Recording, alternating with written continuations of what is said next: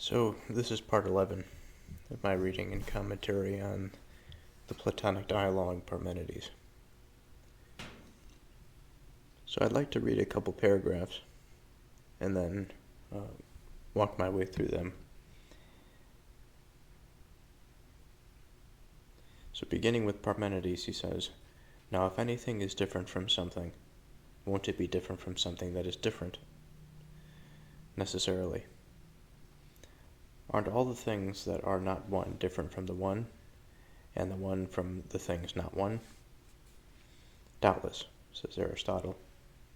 Therefore, the one would be different from the others. Different. Consider this. Aren't the same itself and the different opposite to each other? Doubtless. Then will the same ever consent to be in the different, or the different in the same? It won't. So if the different is never to be in the same, there is no being that the different is in for any time.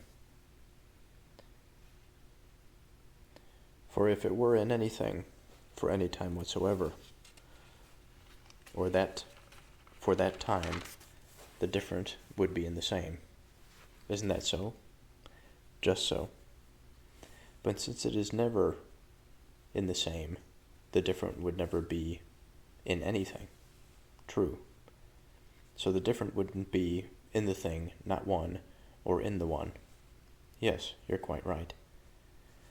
So not by the different would the one be different from the things not one, or they different from it. No, it wouldn't. Nor by themselves would they be different from each other, if they don't partake of the different. Obviously not. But if they aren't different by themselves or by the different, wouldn't they, in fact, entirely avoid being different from each other? They would. But neither do the things, not one, partake of the one. Otherwise they would not be not one, but somehow one. True. So the things not one could not be a number either, for in that case, too, they would not be absolutely not one, since they would at least have number. Yes, you're quite right. And again, are the things not one parts of the one? Or would the things not one, in that case, too, partake of the one? They would. So if it is in every way one, and they are in every way not one, the one would be neither a part of the things not one, nor a whole of them as parts. And in turn, the things not one would be neither parts of the one, nor wholes in relation to the one as parts. No, they wouldn't. But, in fact, we said that things that are neither parts nor wholes nor different from each other will be in the same as each other. Yes, we did. So we are to say that the one, since it is so related to the things not one, is the same as they are. Let's say so. Therefore, the one, as it seems, is both different from the others and itself, and the same as the others and itself. It certainly looks that way from our argument. Okay, so this dialogue is, and has been notoriously, a gamey chew, so to speak. There's a lot of tough grammar to sift through, and meaning, of course, and it can be kind of mind-numbing. And so what we have to focus on is taking it step by step, not taking off a bite that is bigger than we can chew, where we either get confused or we get lost. And if we feel that we are lost, we come back to something and make it simpler and simpler and simpler until we can move on, until we understand it, and then move on.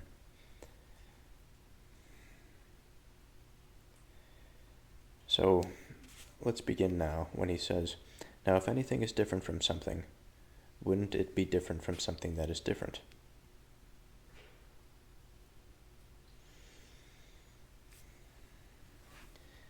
So now is a good time to give my speech that I usually give about this term difference. I have a feeling that I may differ a little bit, ironically, on Parmenides, as he defines it. But nonetheless,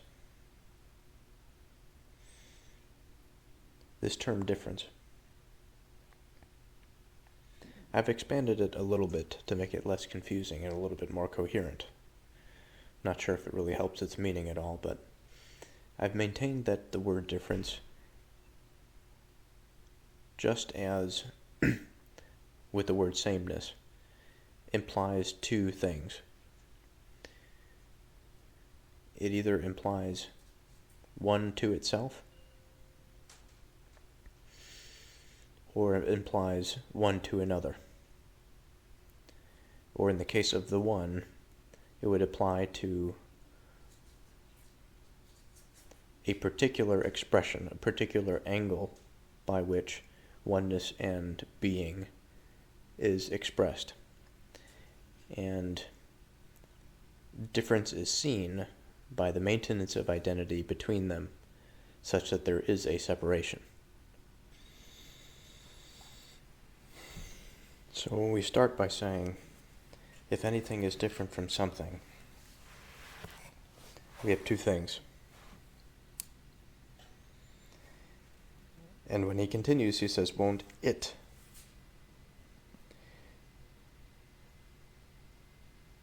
He's referring to the first thing, likely. There has to be some stable identity by which we are centering our attention on. Now, if anything is different from something, wouldn't this anything be different from something that is different?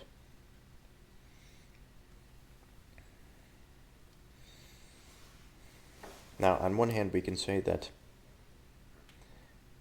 if anything is different from something, we could take two separate identities. We could take any identity and then compare it to something. We can compare it to something more in the being ontological sense.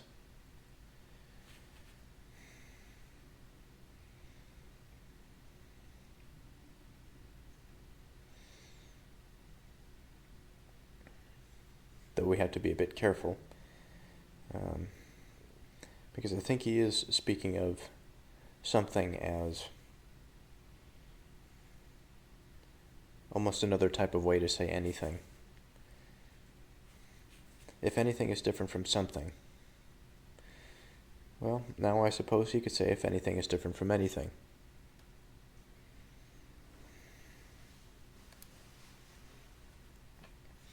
Unless they choose the same thing. So I suppose the language is useful here. If anything is different from something.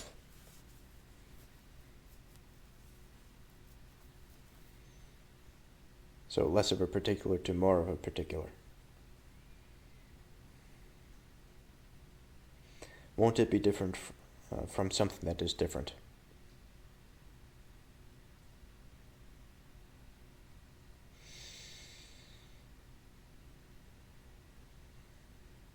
We have to ask the question, different from what?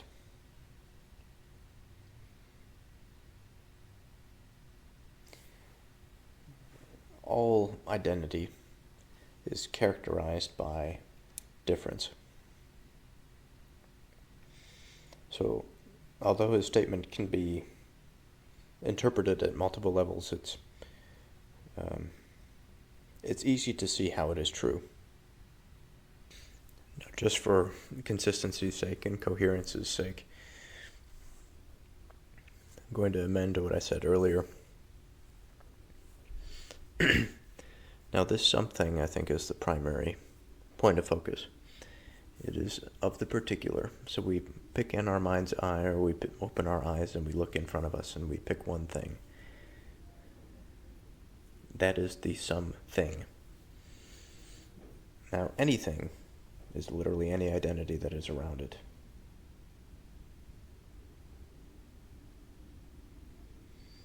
Now, when we take the principled thing that we started out with, and then we take a particular,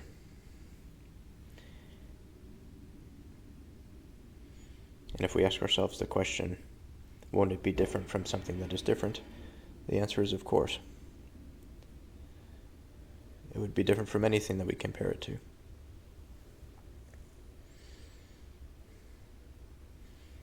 It would differ based on certain arrangement of properties, but also of characteristics. Now, they may share in this, but they will not share insofar as they are the same identity. The identical identity. Aren't all the things that are not one different from the one? And the one from the things not one? And so we have a matter of perspective here, because this exercise has been constant throughout Parmenides, and it's, again, it can be a bit mind-numbing, but we think in fractal or graduated layers, in these tiers, by which there is always this point of attention. Like I mentioned a moment ago, we take the ottoman that is in front of me. That is our center point of attention. Now, if I broke it into pieces, we would still have that attention point of the ottoman. And so, based on this perspective, we would be relating much of our observations based on this identity that is now broken into parts.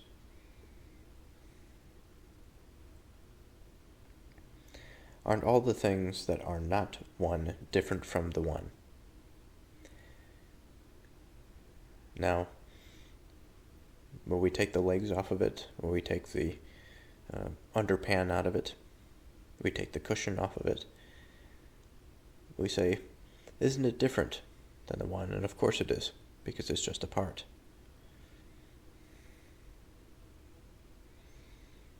We don't even have to play in the parts. We don't have to play close to that identity. We could take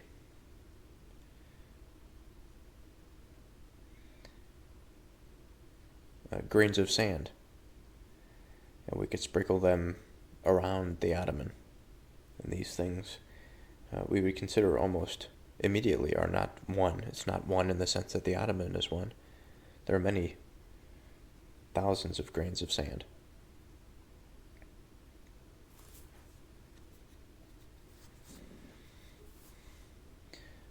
Aren't all the things that are not one different from the one, and the one from the things not one?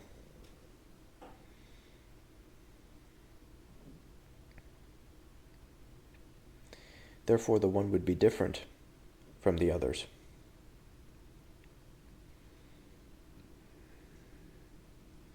It would be different from the others based on perspective, because, of course, if we looked at the others and our attention, our point of attention shifted, in all things we know that we find the one, because they participate in the ground of oneness and the ground of being, regardless of how minuscule the part they may be, or how multiplicitous that part may be in its communion with other parts to produce another whole. Now, today happens to be a new day, and as one might be able to tell, my cat has joined me. It happens to be the end of the day, so he gets quite excited, and he always has to be around to cuddle, and I appreciate his sociability. So he's pretty close to the microphone, so I'm sure his purring is quite loud. But he'll jump down shortly, I'm sure. So, like I said, today's a new day, and I think there is a reflection that is worth while here. before we get into what we got into the other day. Now, the focus of this is probably going to be similar. It's going to be that of attention, that of perspective, and that of orientation. But the first thing that I wanted to bring up, and I'm not really sure where this is going to go or if it's exactly relevant, but this Friday, I'm going to a person that I met at work. I'm going to this person's house for a dinner with his wife. These people happen to be in their 70s, and I am in my 30s. So it's going to be a fairly interesting gathering. There's going to be no drinking involved, but there is going to be religious conversation. And I have a little bit of apprehension about exactly how we're going to enter into it. But all the same, this anxiety is not entirely negative. It is an expectation of something that is potentially there. And within the spirit of curiosity, the spirit of exploration, I wish to approach this discussion today.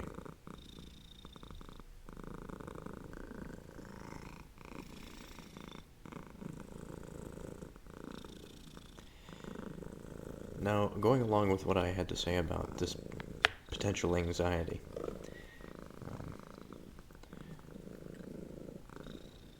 one of the issues that brings anxiety about, I think, is potentially the unknown. It is not being able to order things appropriately, not being able to attend to something appropriately. And this lack of attention leaves the heart this industrial machine, in some sense. It's an unkind image. It's a premature image, but for now, it'll suffice. This sort of machine that is just producing and producing and producing without properly orienting. And all of these untethered emotions, in absence of finding reason, they create a type of multiplicity for which oneness of thought, centrality of understanding, of mind, is quite difficult to accomplish.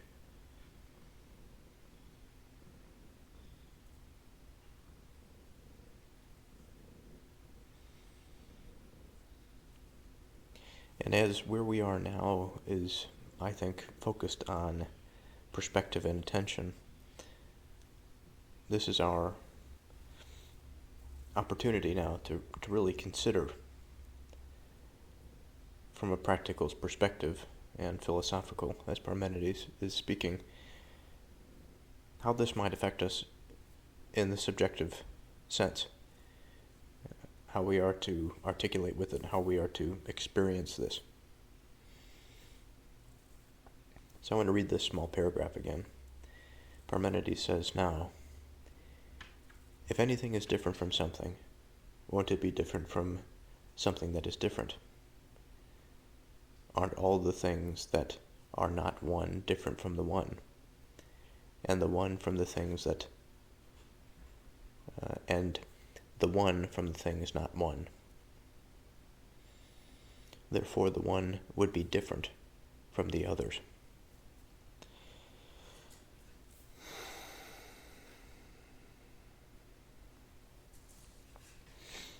Now, as we've discussed yesterday, it doesn't really matter where we are, because we know that in a grounded sense, or from the sense of a foundational principle, we know that all things that are, regardless of the degree of difference between them, have their ordering and oneness and their constitution in being. Now, their constitution, what do I mean by that? I mean their existence, essentially.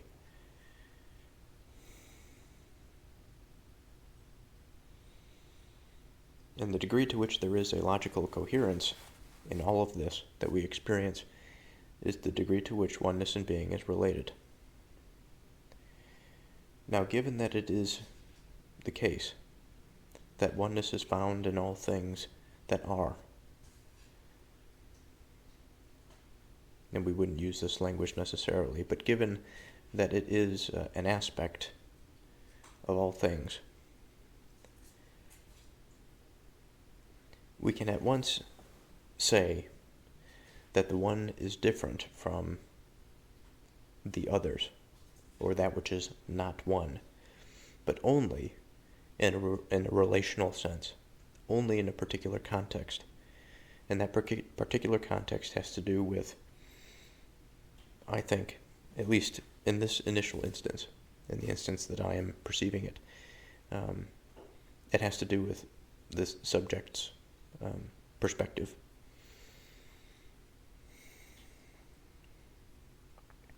And it's easy, I think, to attribute subjective experience to inanimate things when thinking like this. But when we think about an inanimate thing that is one thing that is in a sea of otherness, we wouldn't necessarily think about it in terms of a subjective experience of this thing. We would think about it in a slightly similar context, though, I think, in the sense that there is an experience there. It's just not a self-aware experience. It's not a conscious experience. It is an expression of that which is in some order, and therefore, by its being, it has experience.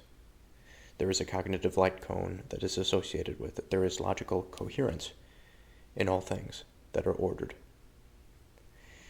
And another thing that's worth noting here, as a matter of contextual relevance, we can speak of things that are chaotic within an ordered environment and still have a term like chaos, because relative to something that is stable and long-lasting, firm, multiplicity and disunity are seen to be those things that, when reflected against the thing that is stable, is to be chaotic and uncertain.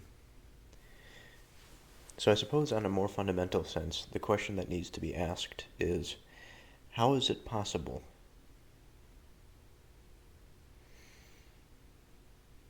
that a thing can be not one? So we've been hinting at it already, I think, at least one potential explanation for it, and that is the perspective and the relational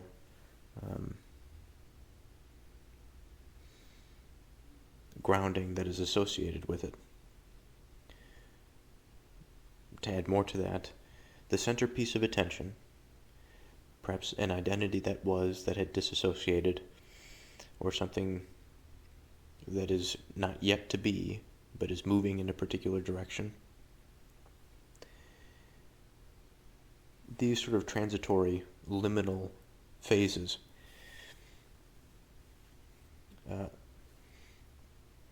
assuming that they are observed in a broad sense, occupy in our minds that experience or potential for something that is to not be one.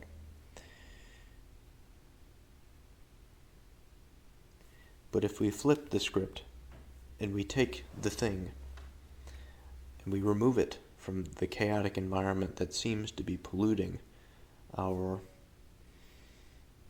experience of seeing the thing that is, I think we would find that that thing participates in oneness.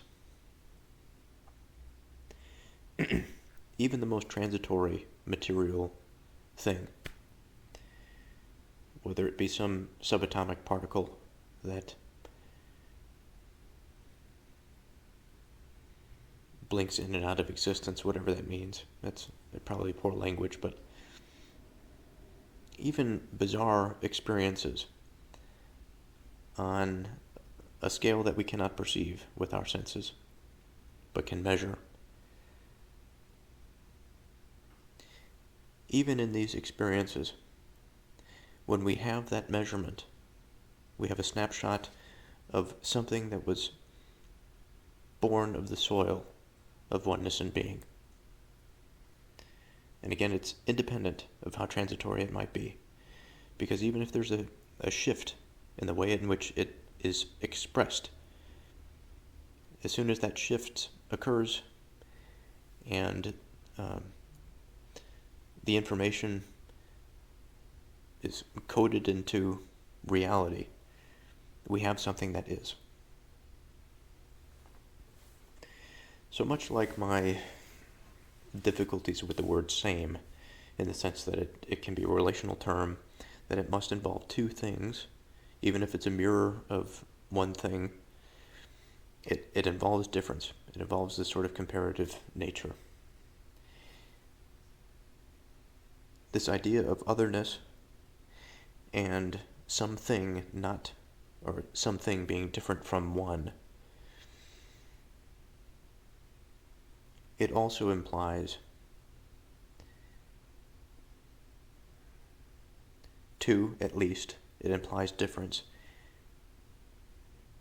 And it implies a relational center point of attention. Now, a side question here would be, is it necessary to have an agent or a subject that is witness to this?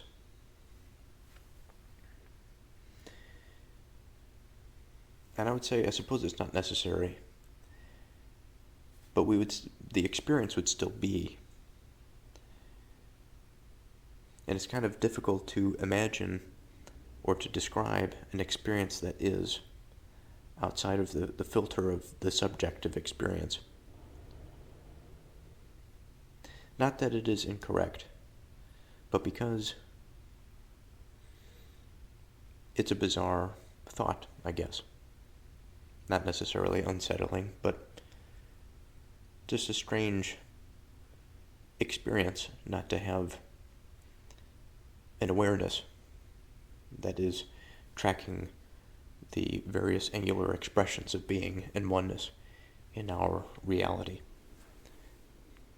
Now, there's another perspective in which Parmenides offers us, and that is the idea of the one and that which is, I'll say, loosely outside of it.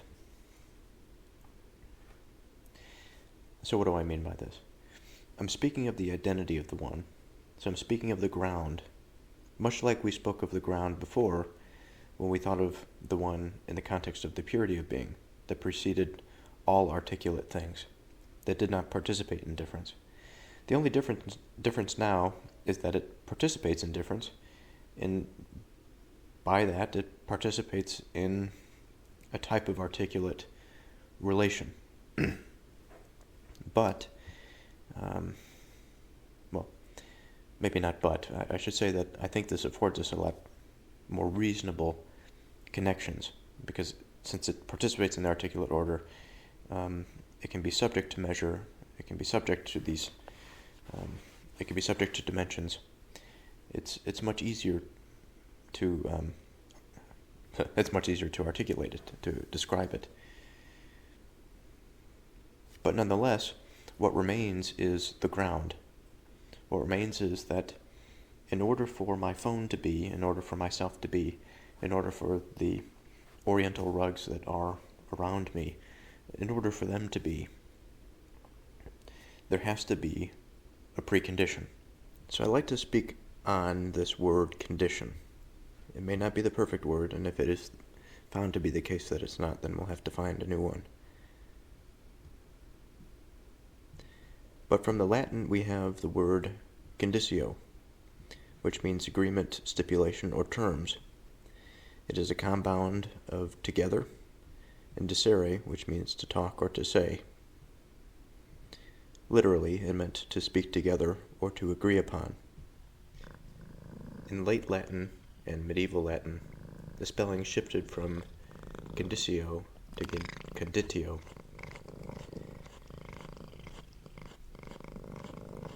This was due to a confusion with the Latin word conditio, maybe conditio, maybe pronounced the same but spelled differently, meaning a making or creation, which comes from condere, to put together. This linguistic mix-up helped shift the meaning from just an agreement to the state or nature of a person or thing.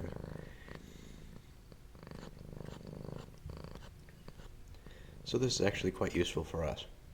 So we'll come back to this.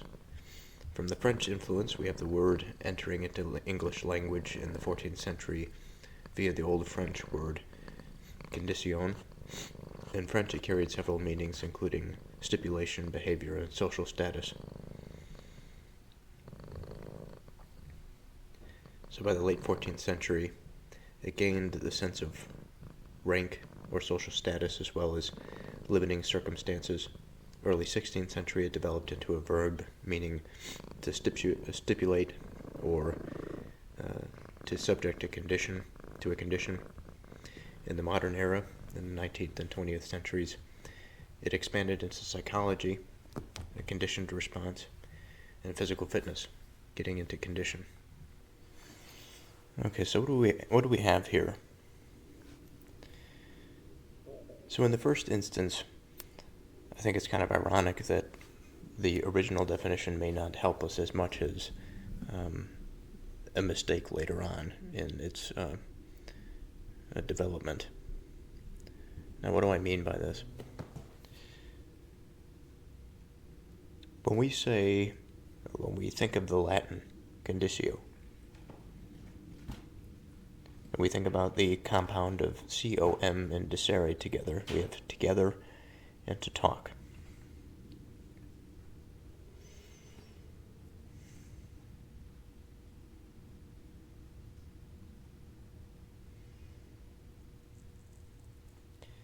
What we are considering is a precondition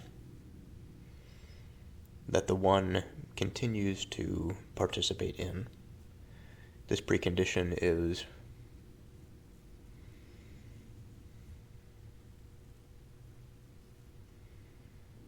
a necessary facet for articulate things that are downstream of the one, meaning that everything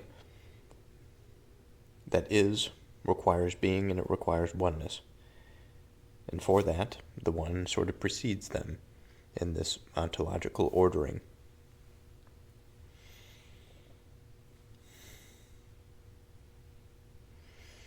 And so if we throw in the word together and to talk or to say, I'm not sure what that leaves us with. Togetherness, I think we can do some work with. In terms of the uniting factor, that which is together, we have the influences of the one. It's kind of interesting, a bit difficult to comprehend that oneness, being in all things, is shared in a sense. At least all things participate in that thing. It says nothing of a particular order, and it says, well, maybe that's not true. It says something of a broad order, which I suppose is particular, because it is at least some type of order. Oneness and being ensures against a type of absolute disunity or disharmony. That there is always, for that which is to be, the principle of oneness and the principle of being there to afford its expression.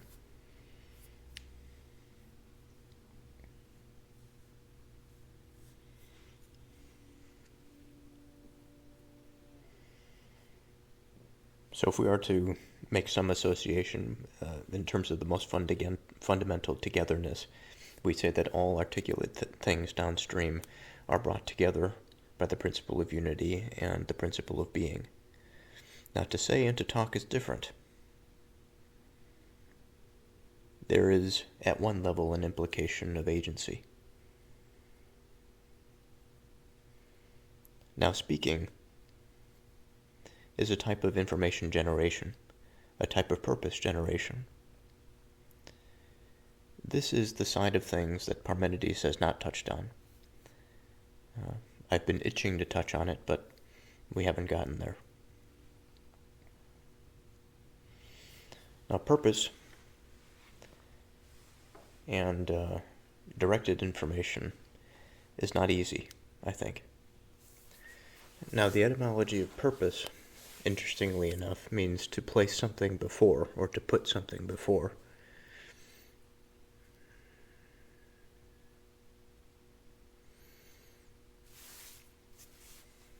And so the question is, well, what are we putting before? And what comes to mind initially is we're putting order before something else. In terms of conditions,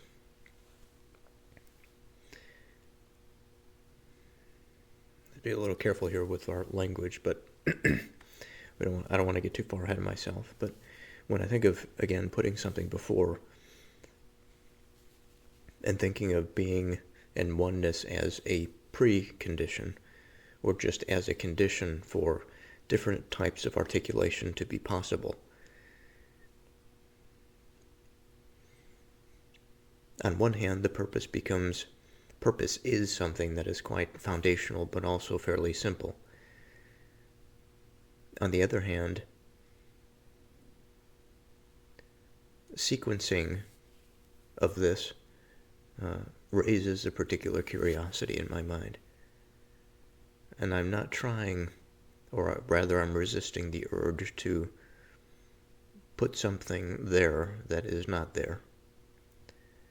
And I understand that this is a very, very slow and a long process, but nonetheless.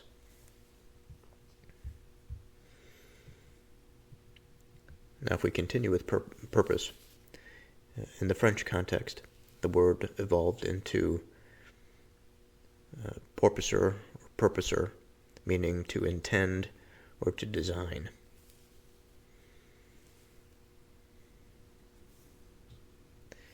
Medieval English carried some of this through, and we have referring to an intention, an aim, an object to keep in view, to intend, to put forth for consideration.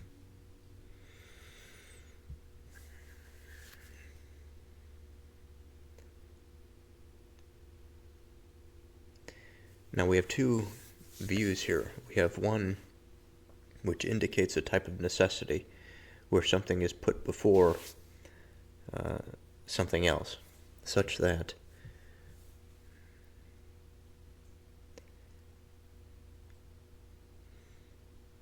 the next step that follows it, or rather, the thing that is put before is there because it is necessary to be there.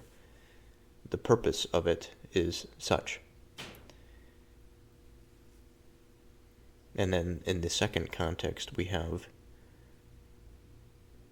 a broader characterization of that thing, almost like the unfolding is the thing that provides intention.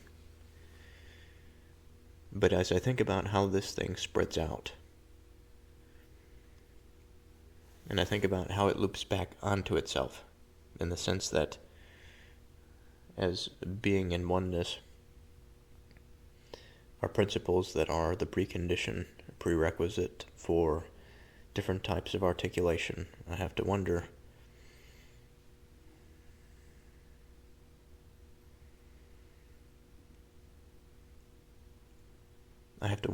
at the linearity of the whole thing, and if it in fact actually is linear at all. But I suppose we'll get there in time. I want to think more about these terms. We still have yet to round out our idea of condition. The spelling confusion from that transition in late Latin to medieval Latin I think is going to give us the greatest grounds for experimentation.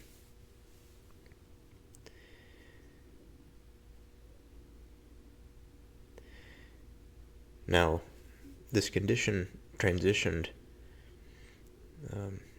into a meaning that was more a making or a creation, which comes from candere, to put together.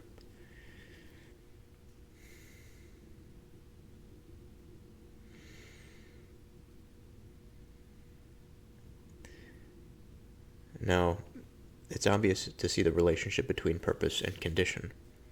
Condition is a putting together. Purpose is putting something before in its necessary place. And purpose has two scales. I almost see it as purpose initial and purpose final, and in the middle is condition. Whereas purpose initial sets the stage of everything that is foundational. Condition is that which brings things together. And if we stick with the original meaning, it's fine. But the togetherness stays. To speak, to say, it's a type of communication, it's a dialogue, it's an exchange of information. By the exchange of information and the relatedness of those things, we have intentional purpose that comes out the other side of it. And this bizarre progression of language, as we are trying to relate it in grand philosophical terms, I find very interesting, compelling. Perhaps it's a false relationship, I'm not sure, but it seems perfectly reasonable. Now I come back to Parmenides, and I'll read again. He says, "Aren't all the things that are not one different from the one, and the one from the things not one? Therefore the one would be different from the others."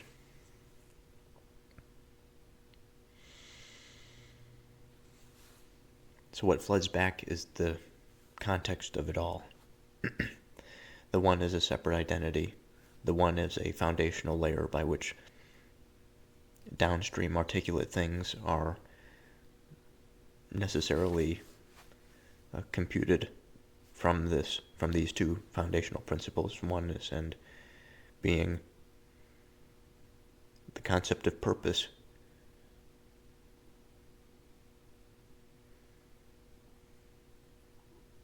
the concept of a fundamental purpose being put before, being brought together by conditions, the exchange of information, and then the establishment of, or recognition perhaps, of a broader purpose. Maybe not broader, maybe more specific. More directional.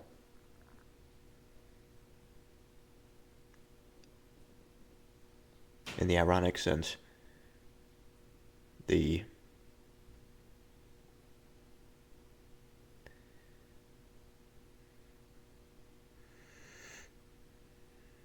sorry, I just had a bit of a vision, a little uncomfortable, a little sentimental, but it disrupted my thought nonetheless.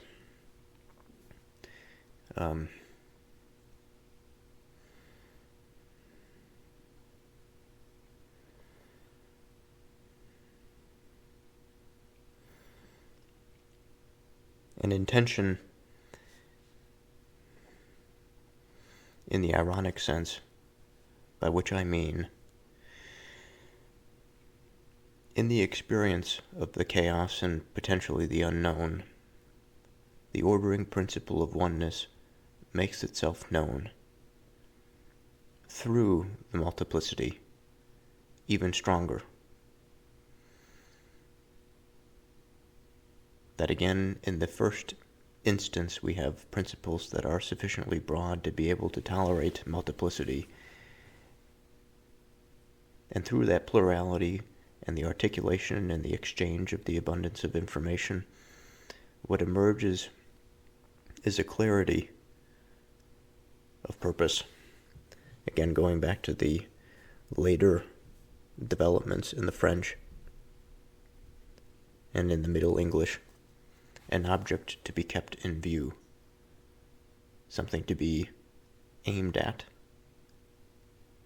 something to be considered, and I think something to be perceived is also within the realms of reason here.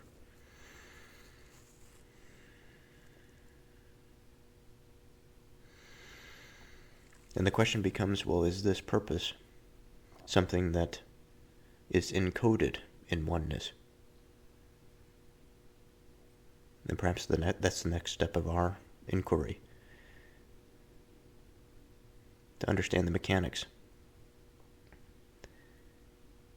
Is the code present from the initial purpose, or does it require the step-down articulations of plurality to be conditioned or to be placed under condition such that they are able to produce information necessary for a more sophisticated purpose to be actualized or realized? And what of the matter of time? Is this something that we see too abstractly, too separate, although it is something that we can measure?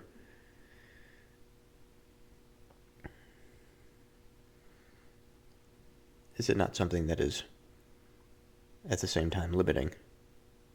Are there not things that transcend this time, like the one itself?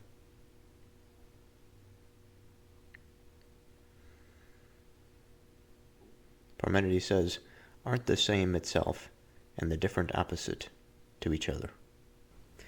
So there's a way in which the same is the opposite of the different, but all the same, I think that there is a commonality. There's a kinship between the two words, because the sameness participates in difference, because it is comparative, inherently comparative. And at the extreme of difference that it occupies between itself and that of difference would be the case of the mirror, in which an identity is compared to itself. Because if we say same without saying it is the same, we don't have any context by which to base our first assumption or our first point of attention. We have to have some point of attention to bring something, some being into the fore of mind. And so interestingly, I got this carving out of stone, and it's polished, of a human skull. And I'm just using this as a center point of my attention. I could say that it is the same as my skull, but of course it is not materially. It is in terms of its structure, but not in terms of its size. Exact dimensions are off. And so there's a type of sameness that participates in difference, that can be degrees away from the type of sameness when I look in the mirror and say that I am the same as that thing.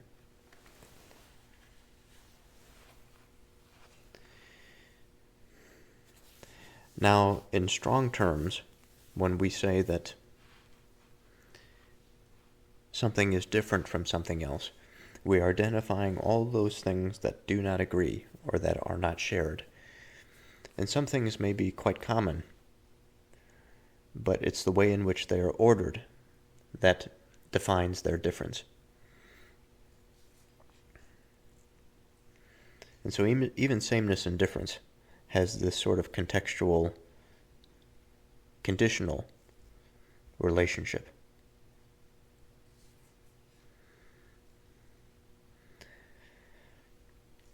But as far as the relative participation of sameness and that of difference, we can say to some degree that there is an opposite there. That there is an opposition of orienting the intellect around information. If we bring these two terms together, they will increasingly become sort of repulsed from each other. But they're more at home when they are farther and farther away from each other, although there are still relations among them. And again, this is something seen in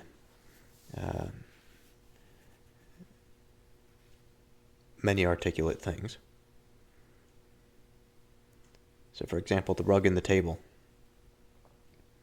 There are bound to be atoms that are of a similar constitution, but the expression of the material thing is very different. Even if we say that there are no atoms that are similar on a constitutional basis, at the very least we would say that it participates in oneness and being.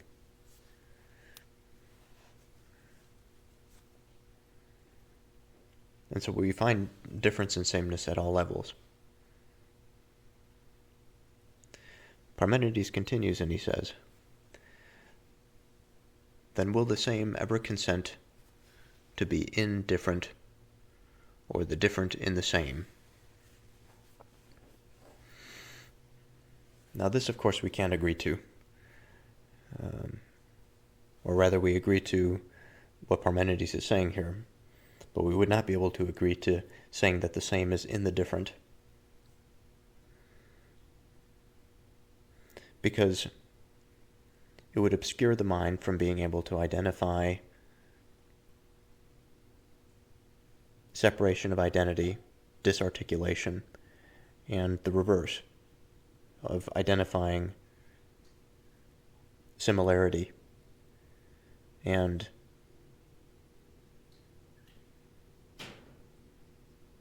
I don't want to say articulation. Perhaps disarticulation in the case of the former was incorrect as well.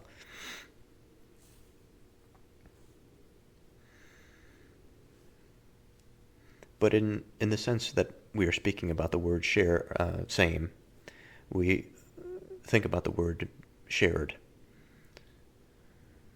We think about the word similar. We think about the word identical or equivalent. Mirror again comes to mind.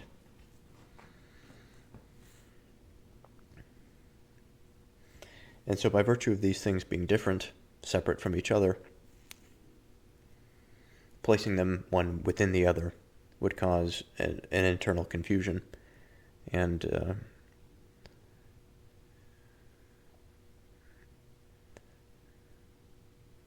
a hollowification of meaning.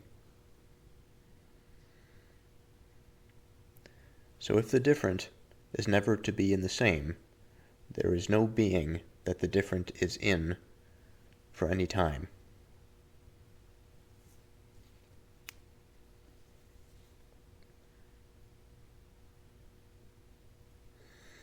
Now this is quite the statement, and it's extremely difficult to say yes or no to.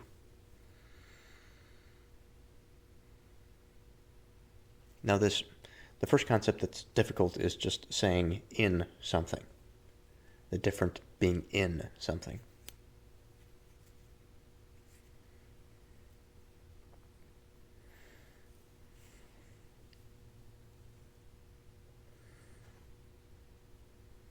I can say, is there difference in the skull that I have in my hands? And of course there is difference. There's difference of the continuity of the stone. There are plenty of different colors, many different patterns to it. There's difference in terms of the shape, the relative ways in which various angles of this material object are expressed. So my apologies, but today is a new day, and like always, a new day brings new thoughts.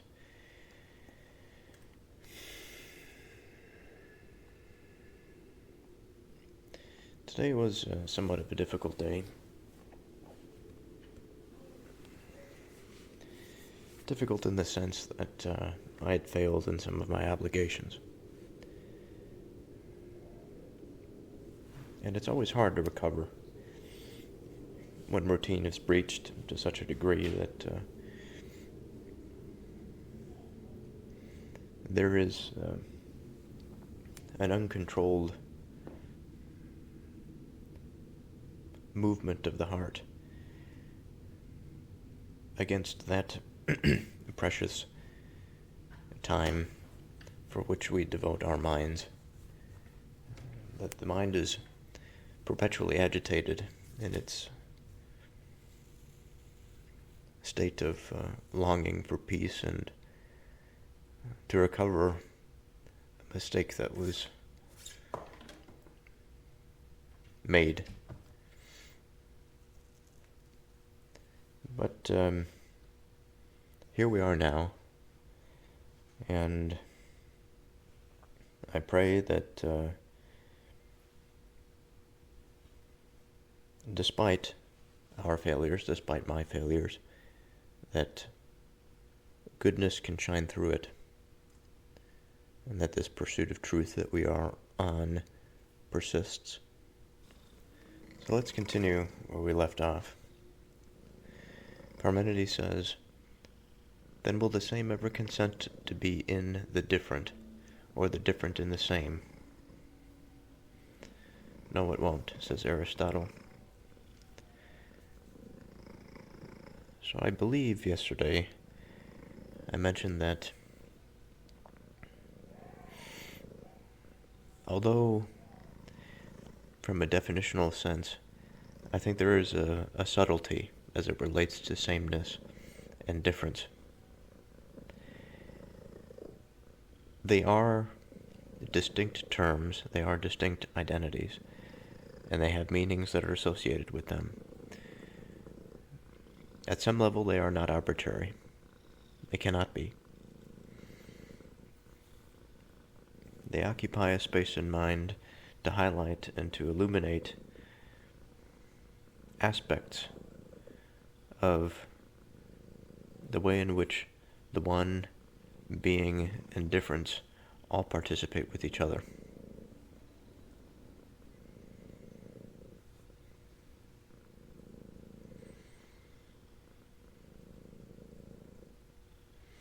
And so we can't have one of these consenting to be in different.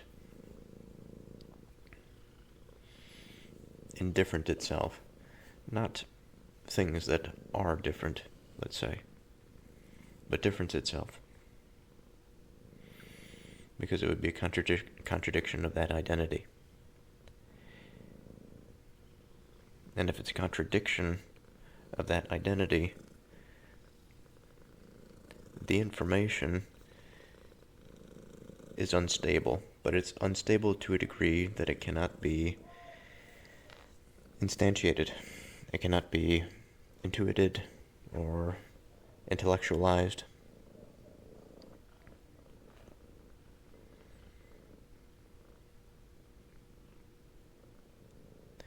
So if the different is never to be in the same, there is no being that different is in for any time.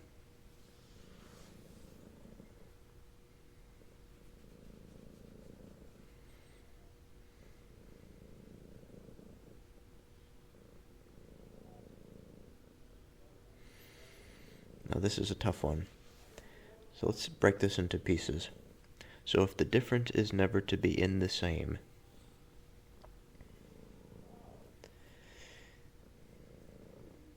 now we've had a type of exercise like this before, in the sense that we have a potential confusion about the layering of terms, about the propagation of the one throughout our reality. So if the different is never to be in the same, there's a way in which it is true, and there's a way in which it is false.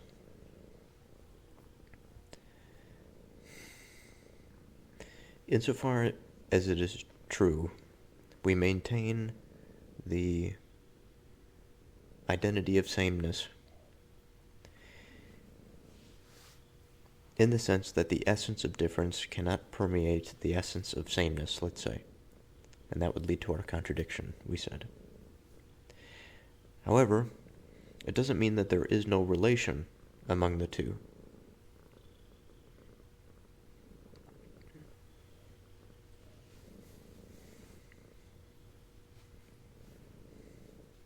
There is no being that the different is in for any time.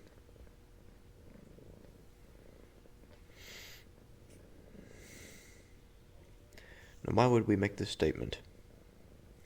Well, it's likely that if we take a being, we reflect it on itself, we give it its mirror, we have sameness. So if the difference if the different is never to be in the same, there is no being that the different is in for any time.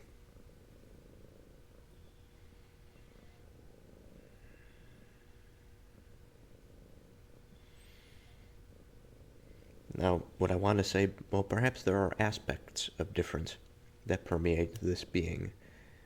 And we say we can break it down into the whole and parts scenario again. And the parts, of course, have difference. The thing itself has difference from other things.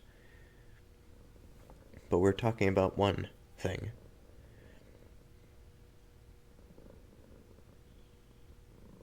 We're talking about one being. Parmenides says, "For if it were in anything for any time whatsoever,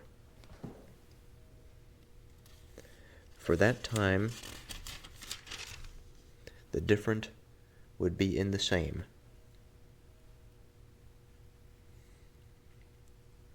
And this is what we already pointed towards, that if we take one being, one identity, and we look through the lens of sameness at that identity, what we see in the mirror is a perfect reflection of that identity. And so, although the mirror is necessary, and this sort of reflective experience is necessary,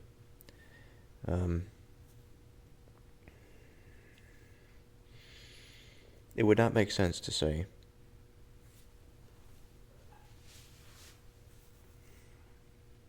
that difference occupies any significant place between this identity that is self-reflecting.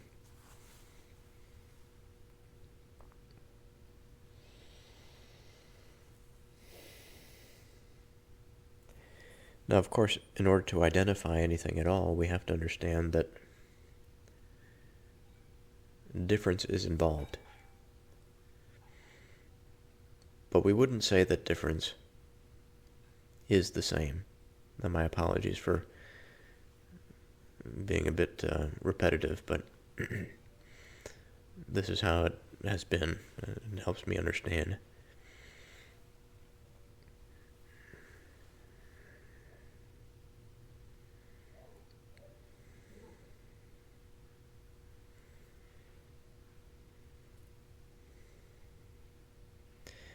You know, I have this painting.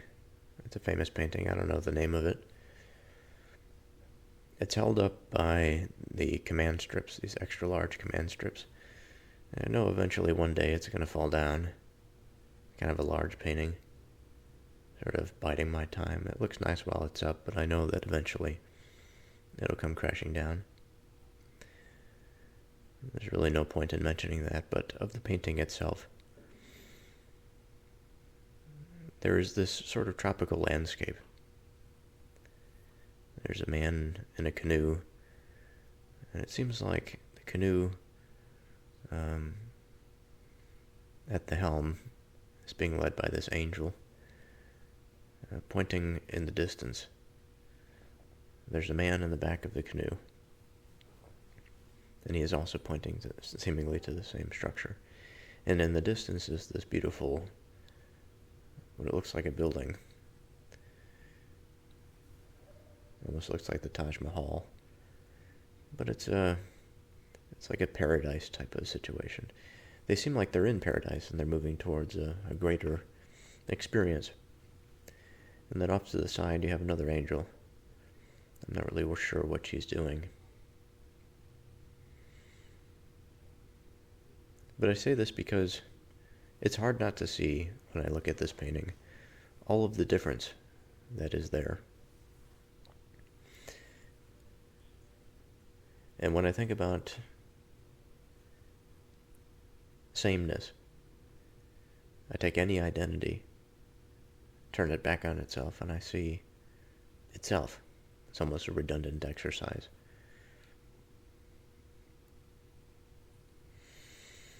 There are a row of trees on the bank of this river that the canoe is on. They seem to be repeating, not entirely the same, but there is sameness among them, such that a pattern is recognized. And of course there's difference throughout all of it. Not every tree is the same size.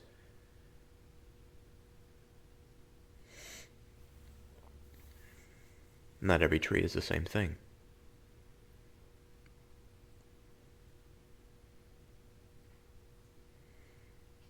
The two angels are two separate identities that are separated by difference, and yet they have similarities that participate, I think, in a degree of sameness that the man does not.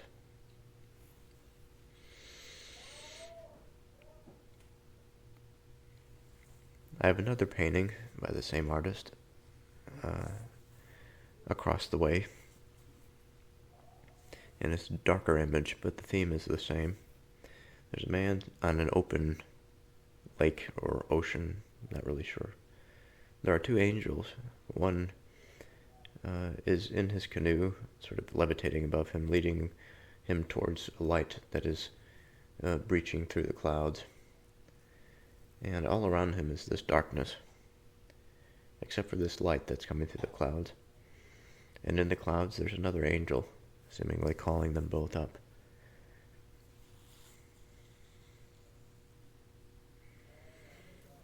And here again there's maybe less information, but still a lot of difference.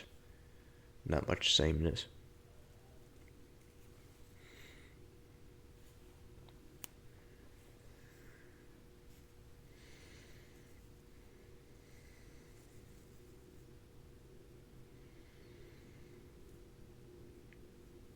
What strikes me is the preservation of essence,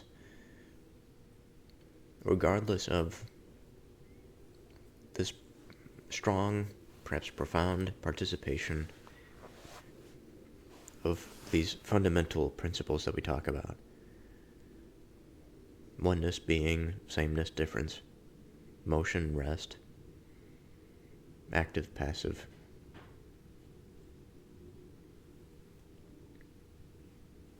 It is not as though they exist in a vacuum, of course.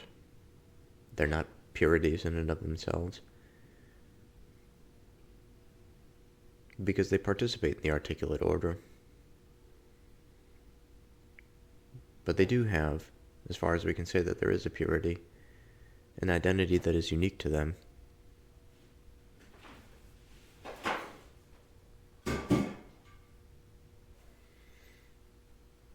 But since it is never in the same, that different would never be in any being.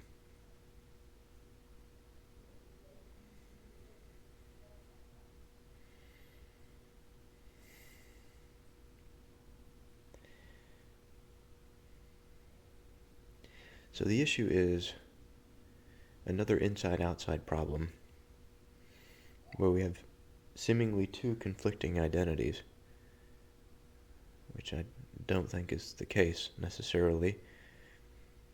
The establishment of opposites has done something to our opinion of these terms that make them seem inarticulate and irreconcilable together.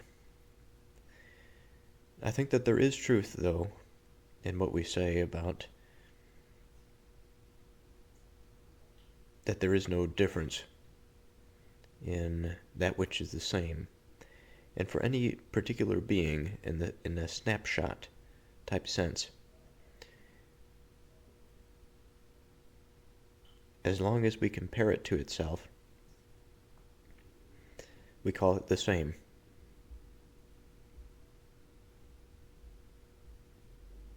But I have to wonder within this comparison, because we are doing a type of separation or differentiation. We're taking one thing, looking back at it, as in the first situation, the taking of the one thing was not a particularly close reflection.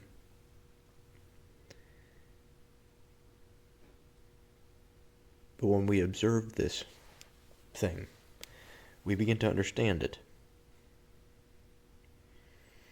We begin to understand how it is not like other things, how it is the same as itself. But yet, in so doing, we find profound difference. Every time we find a unique quality of this thing compared to other things, we recognize difference, its participation in difference.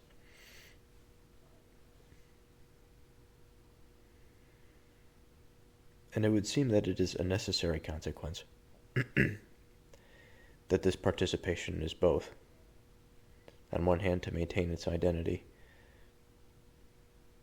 and the other to maintain its intelligibility, independent of other things.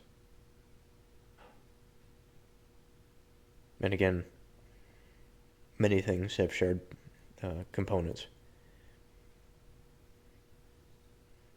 But by various measures, it's easy for us to see beyond these shared components and to recognize difference. And Parmenides continues,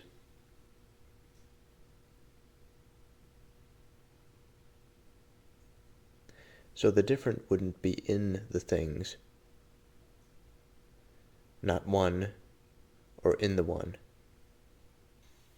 Okay, so today happens to be a new day, and like always, a new day brings new thoughts.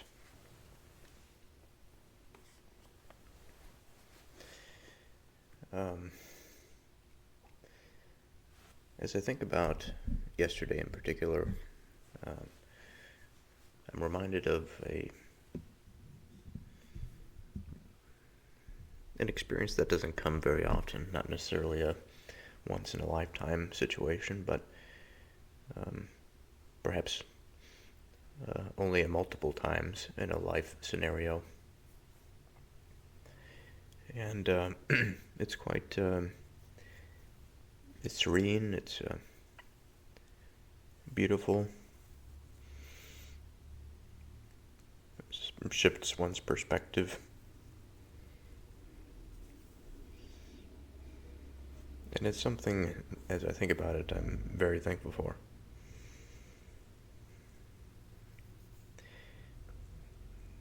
Much of this experience that I'm talking about, a conversation that I had with a couple,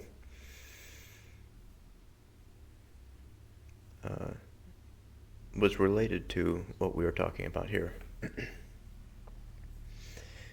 And it was an infrequent experience by which I was able to share some of this and using it in a way that is productive and not explicit in the way of certain truth, but rather as an exploratory tool. It was quite successful. And this matter of the patterns of that which is one, that which is the one, difference, sameness, all of this is very important to build with some reasonable scaffolding, and then to construct something that is stable off of it. And the thing that I found during this conversation is that one may need to replace certain aspects of it as you go, but there's ultimately something about it, some experience, even if the learning experience in and of itself doesn't show you the truth. Your reminder of the exercise and perhaps bits of information that wasn't connected at the time reemerge. And of course the opposite is true of those experiences that are very rich and I would like nothing more when these happen to remember everything that had occurred. Sometimes that doesn't happen. So to return to where we were, I'm going to read the sentence before. He says, "But since it is never in the same, the different would never be in anything." So the different wouldn't be in things, not one, or in the one.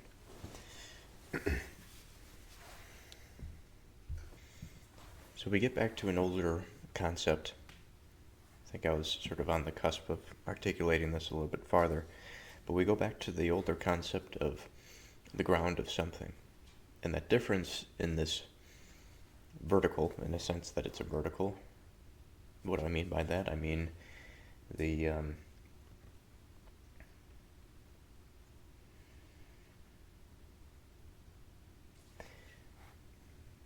way in which information extends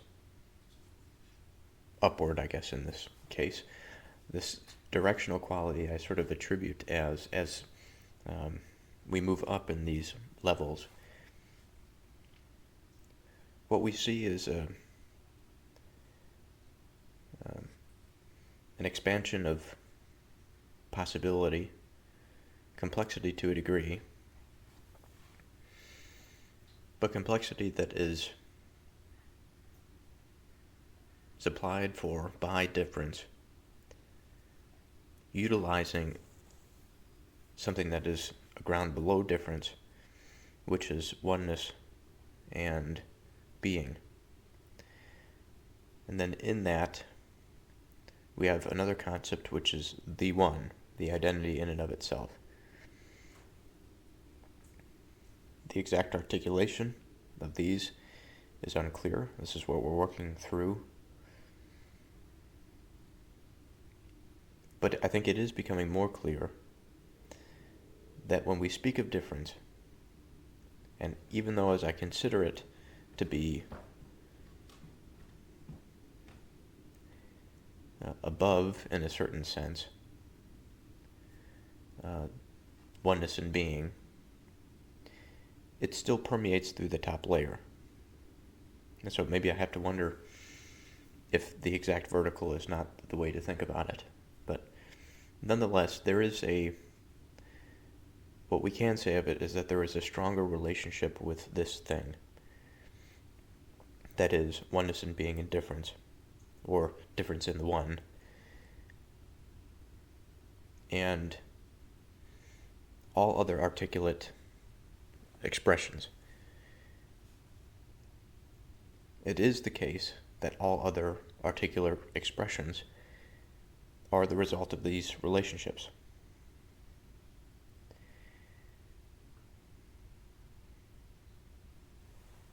And of course, difference is a massive part of this. So I feel like we've sort of gone over this when he says, so the different wouldn't be in the things, not one, nor in the one.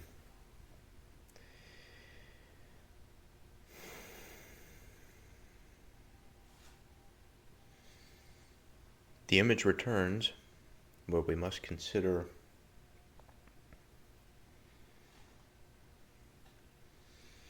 the graduated levels of identity, of the ways in which things can come to be and be maintained, and yet also have this possibility of returning to things that are multiple, distinct identities of their own. And so while we may say of one thing that has disassembled, and it's being changed to such a point that its identity is no longer its own. Even this language probably wouldn't fit at the point at which the identity of that thing no longer is that thing, because the attention has now shifted onto those parts, those associations that had allowed the expression of its identity to be. And so, again, as a matter of perspective, when we look and consider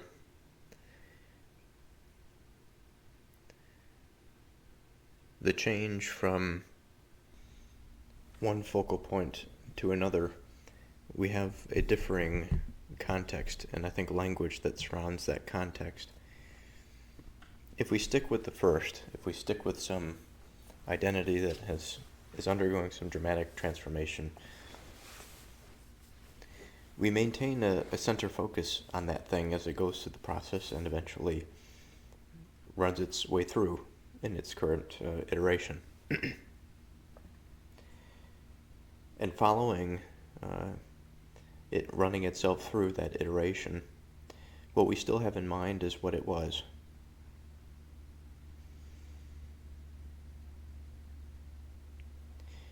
And so although difference is something that participates at different levels, it seems to participate quite effectively, strongly, or loudly, maybe is better to say.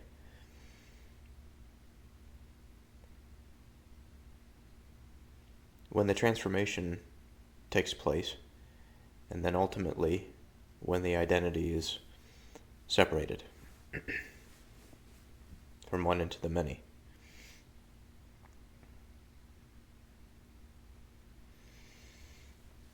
And all along, I think it should be said that of some things more than others, but of things in general, well, of living things, I should say, there is this capacity for giving and for taking. Inanimate things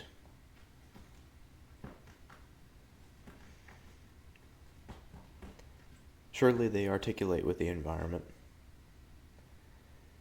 but things that are sturdy and stable and in an environment that's stable, that doesn't threaten dramatic change to them, remain stable.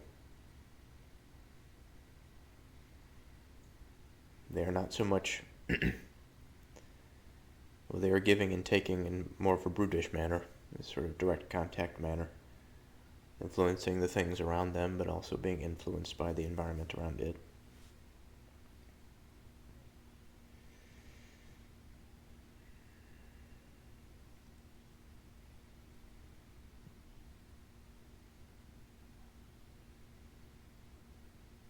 And I have to think about this difference at the other scales.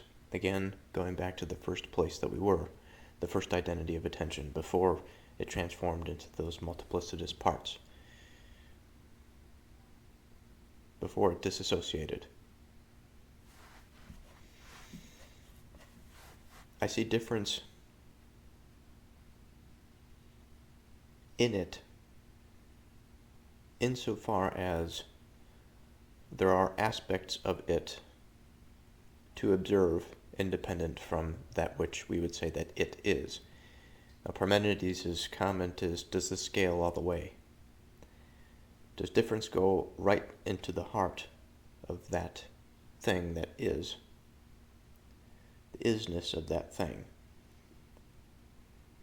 The purity of the thing. And I think the answer is yes. But then it goes right through again a point of transformation at which point this thing that we are considering becomes more of the principles that allow it to be expressed at all, being in oneness. So today is a new day, and we are in heavy exploratory landscape. And so I'm thinking perhaps not to move directly back into the line of thinking that I was in yesterday. Obviously there's going to be related components, but I want to move through this a little bit and maybe read another couple lines, give us some more context, some more substrate to manipulate and shape.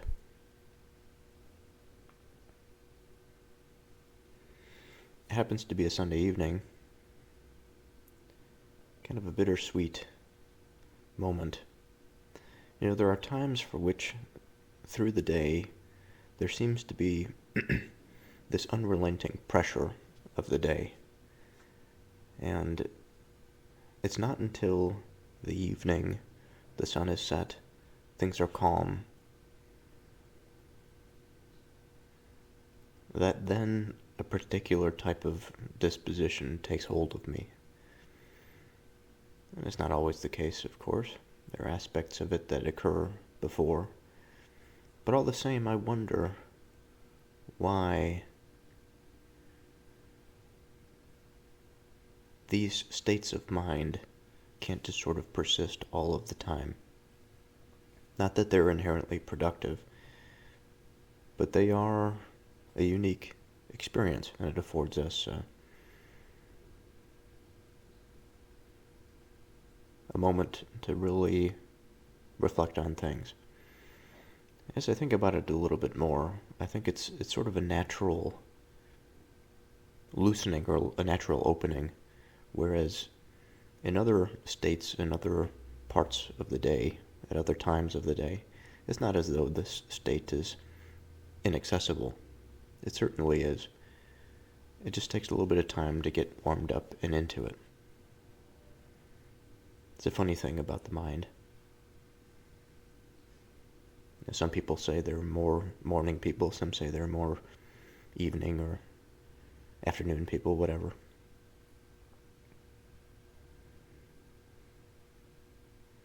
I'd say perhaps I'm a little bit of both, but it's often the case that the evening affords a greater intimacy of thought than the morning does.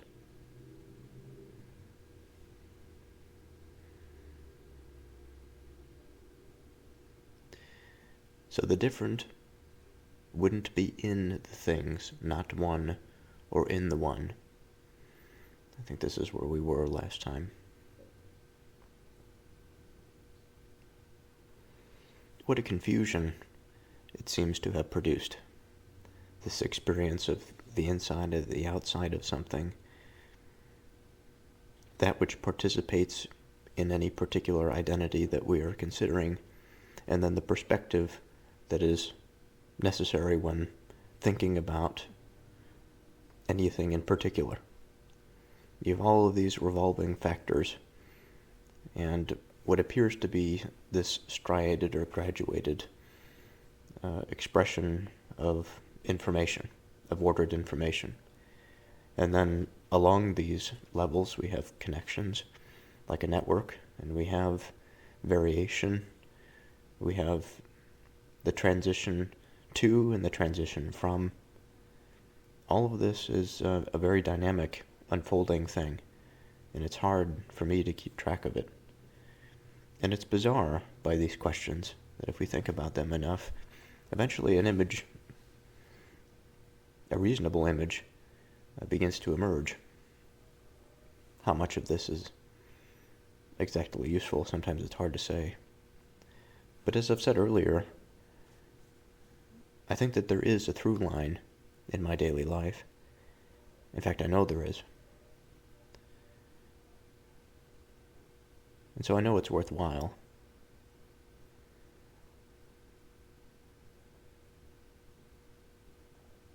I think perhaps, as much as I wish I would not have this disposition, I can be somewhat of a melancholic.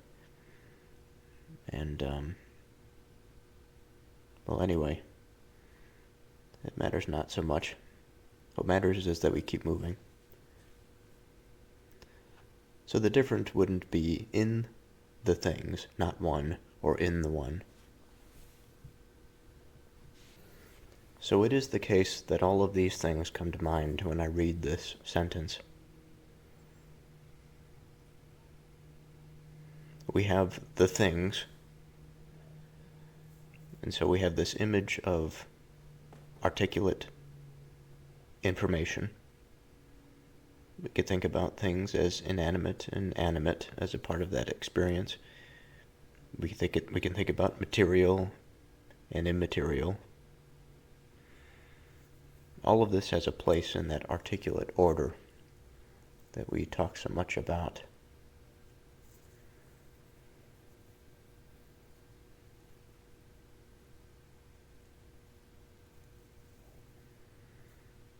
So the different wouldn't be in things.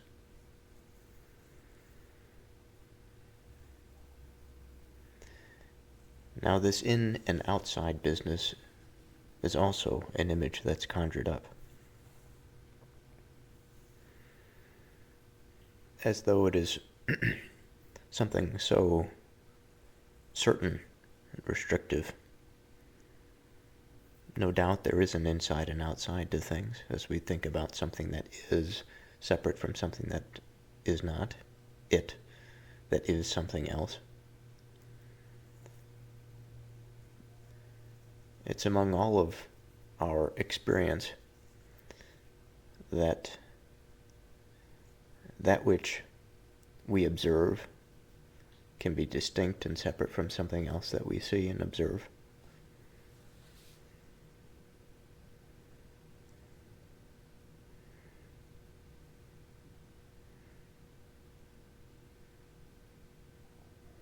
And so two questions arise in my mind.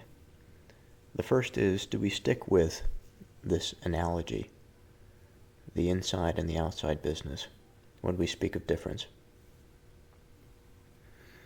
In one way we can, because we say one thing is different from another, and then we have assumed in that certain items by which we would reasonably assume that something is indeed separate from something else. Physical separation is one. Structural differentiation is another. Purposeful differentiation is yet another. There are many that we can expound on and explore. A few, I think, suffice to get us the image.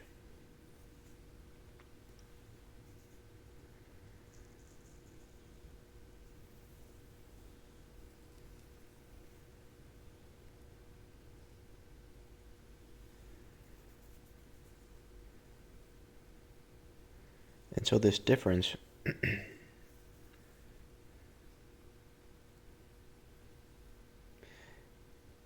it's something that is seen through things, something that is seen between things. It's not directly in something, just like we would say that the inness of something is more approximate to its identity. We've established that at the core of something, the essence of something, there is an order, as long as it is, that maintains a certain sense of purity. And we've already discussed that at the bottom, it's likely the one, or rather the ground of being in oneness that is anchoring that identity. And it's the anchoring of this identity that cannot be disturbed by difference fundamentally. So, while at a certain level, well, let's back up a moment. We've spoken of the snapshot image before, and this snapshot image is apt because it is a reflection of the thing as it is, unchanging. And This is so useful because things are always changing. Now, we can identify things that are not going to change for some time. Like, for example, I think I brought this up, I have a polished stone in the shape of a skull that I'm staring at right now. It's a beautiful thing, actually. And I know that that's not going anywhere for a long time. And so, even as time progresses, it's a stable snapshot as I look at it. And then I consider difference. I consider the influence of difference. But I also consider the influence of the ground, of being and of oneness, of that which it is. And it's not so much the case as to say that difference is the thing that destroys, or that difference is the thing that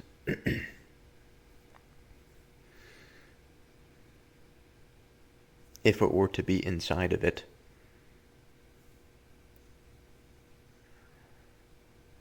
absolutely destroy it.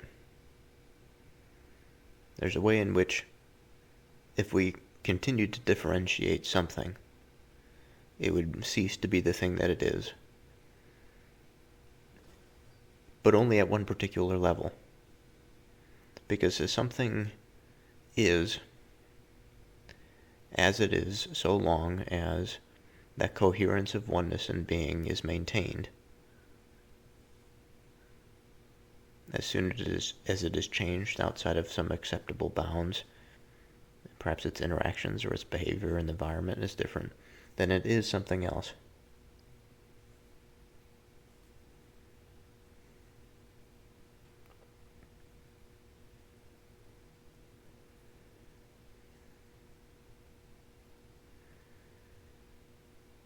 And so I suppose at this point it would be problematic to say that difference is inside of a stable identity. But it doesn't mean that difference has no effect on a stable identity, or rather that a stable identity does not participate in difference, because of course it does. Just because an identity is stable doesn't mean it's permanent. Its permanence rests on principles of permanence, I would say. But the thing itself is not the same thing as those. It is not the one. It is a one of a different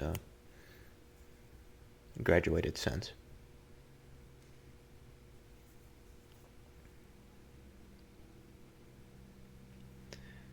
So not by the different would the one be different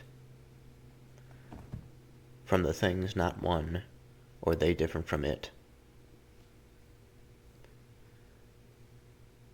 So not by the different would the one be different from the things not one, or they different from it.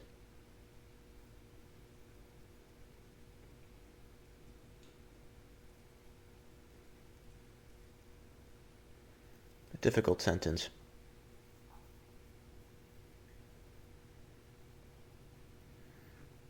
So to take it slowly, not by the different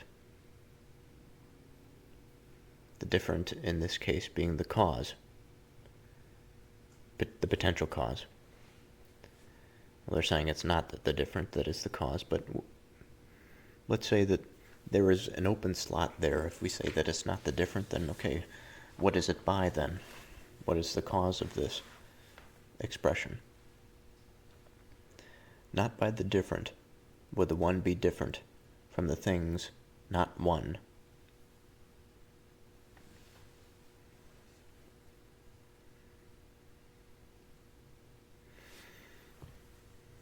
Would the one, so here we could think either of the singular identity, or we could think about the one, capital O-N-E.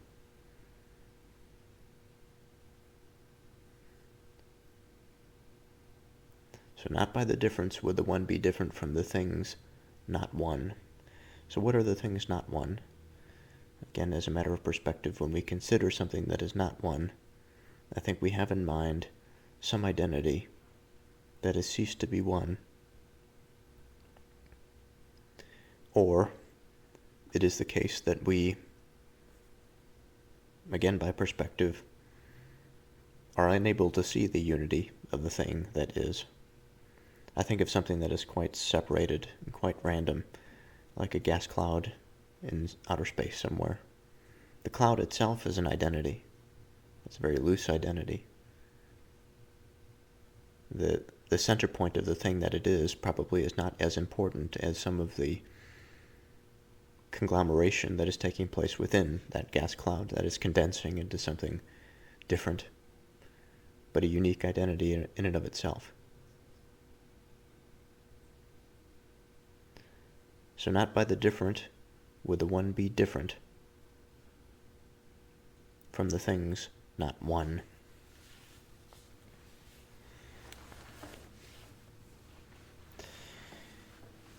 Now when we say by the different, he is referring to sort of the essence of the different, the identity of the different.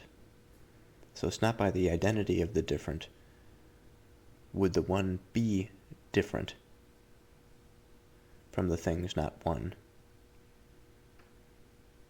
It's not the difference itself.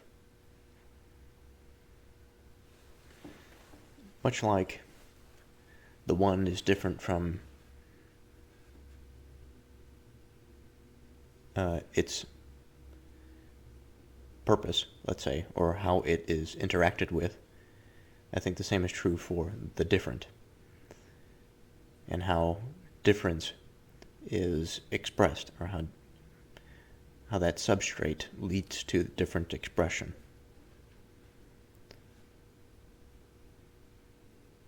So not by the different would the one be different from the things not one, or they different from it.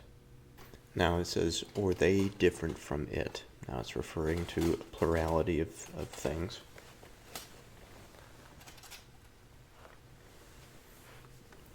In this plurality, the same implication is true, that the difference, as the identity of the different, is not the same as its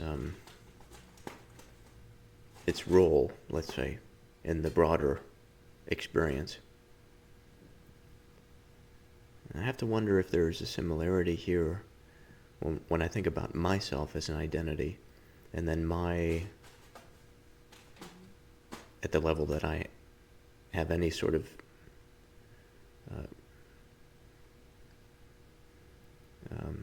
effect. I could say that my purpose, or my being, facilitates sort of some series of consequences in the environment, in the network.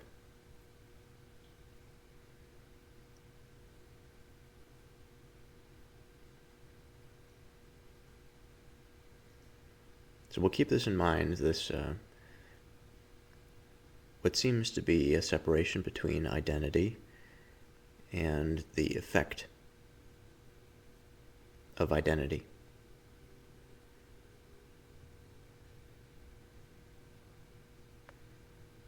This is a secondary or second order experience. While my behavior, good, bad, or otherwise,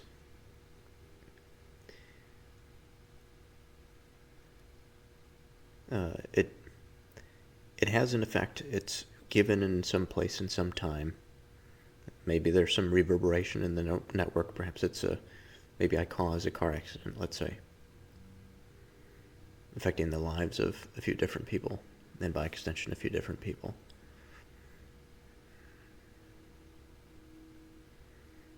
It's not as though my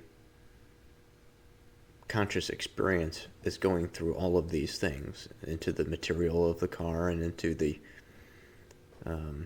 mind of the people, and becoming the people, or they becoming my identity. That wouldn't make any sense. There's a localization to the things that are. and their effects, or what they afford, is secondary to that. So for example, this apartment affords my material things. It affords a warm environment. It affords a nice flat level surface to live and to do things. Parmenides continues and he says, "Nor by themselves would they be different from each other if they don't partake of the different."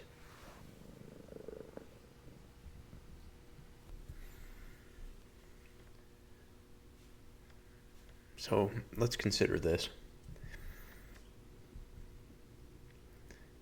The language, I think, here is shifted a little bit. Instead of inside and outside language, what we have is partaking of the difference. Nor by themselves would they be different from each other if they don't partake of the different.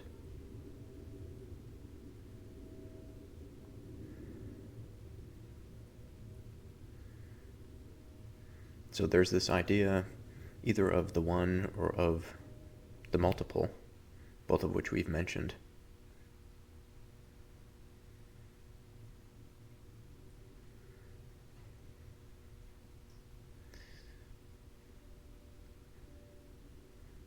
It is presumed that at the outset, at condition 0, that difference has some effect on them. And it is much like our participation in the reality that we find ourselves in. It's not really a matter of being inside or outside of it. It is something that we are fundamentally tied to.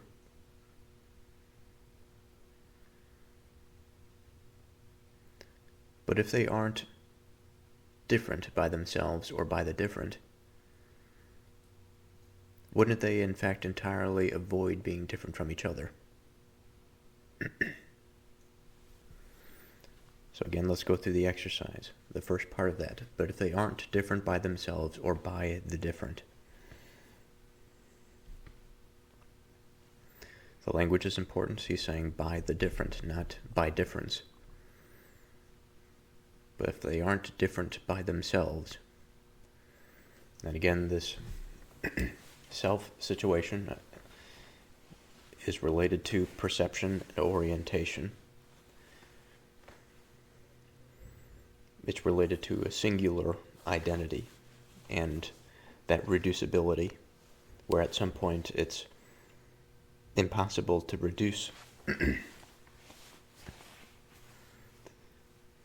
Well, I should be careful with my language here.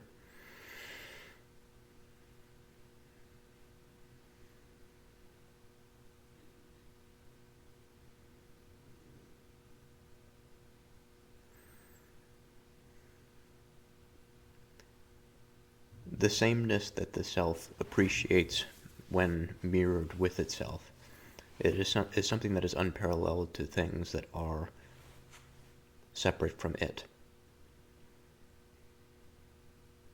And the mirroring,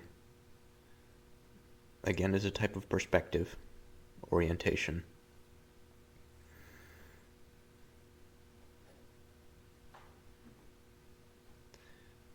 But also there's an implication that this static image that we identify can no longer, or rather I should say, cannot be something that maintains its identity while at the same time being dissolved in sort of the essence of difference. The two essences would compete rather than be complementary.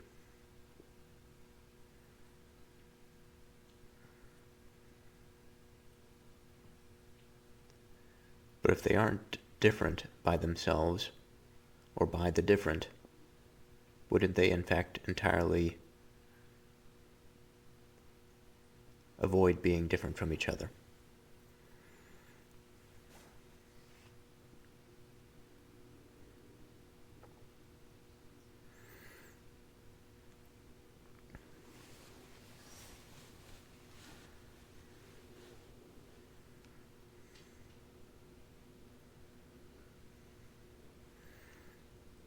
And so this is sort of the confusing measure, because just a moment ago he said,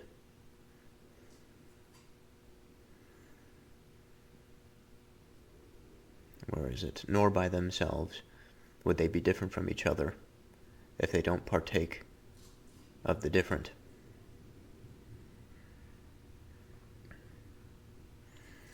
And so in some sense they must have this participatory role in difference. Or maybe the language is not strict here. Maybe through difference.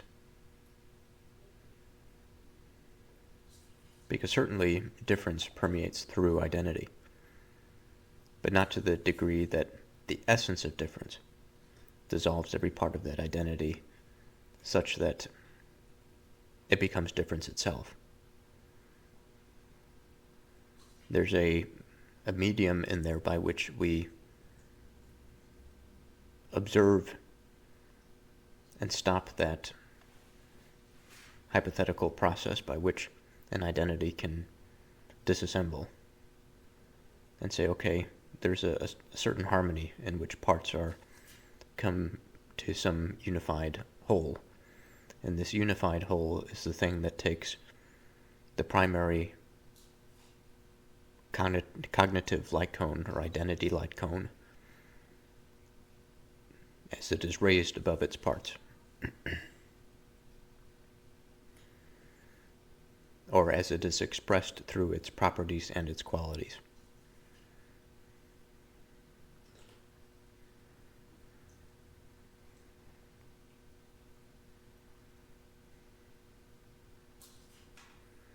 But if they aren't different by themselves or by the different, wouldn't they, in fact, entirely avoid being different from each other?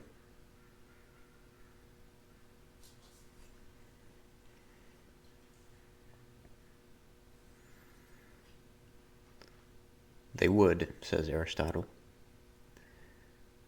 Parmenides continues, he says, but neither do the things not one partake of the one.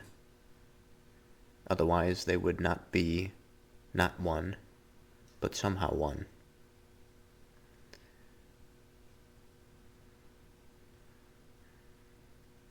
Okay, so let's go through this again. But neither do the things not one partake of the one.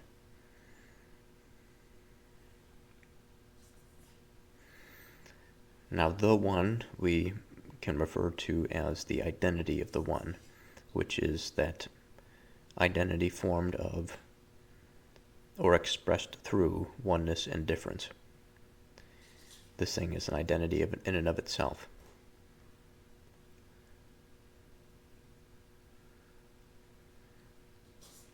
So the things that are not one,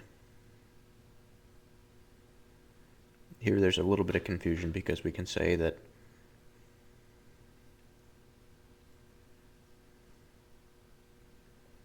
on one hand, as a matter of perspective, being and oneness can be two separate things. We could say that they're not one.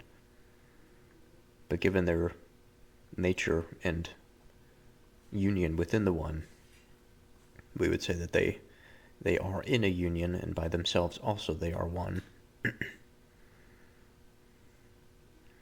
A plurality is only a plurality because we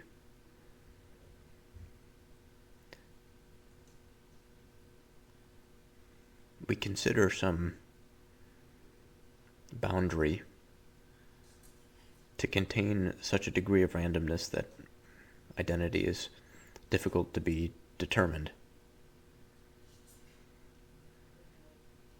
And yet, we experience a determinate, articulate, ordered world, despite the capacity for difference and profound disorganization. The fact that identity exists at all is, in my mind, somewhat of a... Is a linchpin the right expression to use? I'm not sure, but it's enough stability for me to understand how these principles that would maintain such a small identity in a sea of otherness, that the possibility can emerge for quite strong unities based on all of the potential states for which information can be consolidated or disassembled. So let's go through this again, but more carefully. But neither do the things not one partake of the one.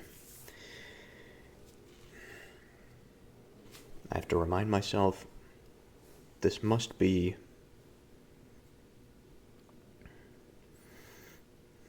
like an angular view. Like a person may view any object and yet not see the whole object. It's not necessary to see the whole object to understand it or to participate with it. But as the observer, as the viewer,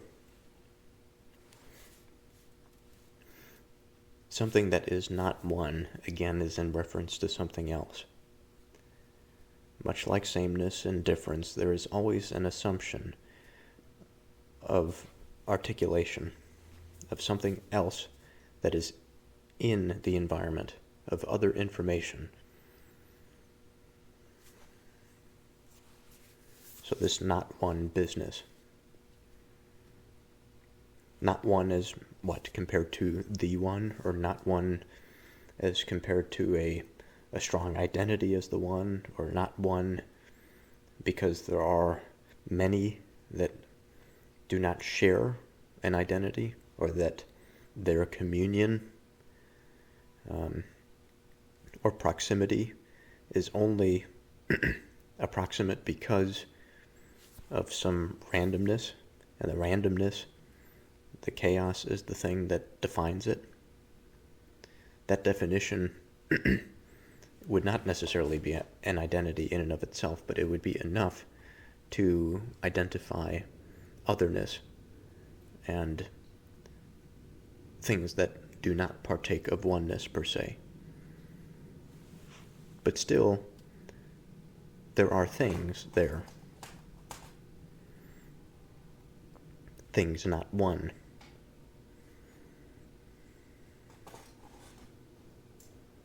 And if it is a thing, it is one. So again, there's this graduated and perspective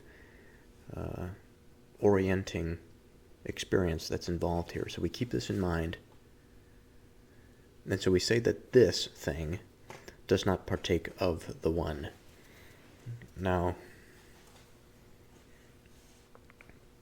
of course it doesn't partake in the one, or maybe we could say the essence of the one,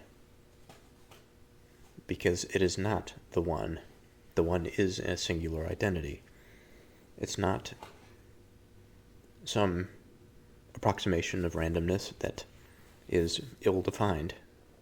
It's not a bunch of parts that are, for whatever reason, together, that do not form a stable and coherent unity. But even though the things themselves, we would have to, by nature of being something, consider them to be one. Otherwise they are non-articulate, they are non-intelligible. So again, why is this the case that the things not one and do not partake of the one? And as best as I can articulate this, I think it is because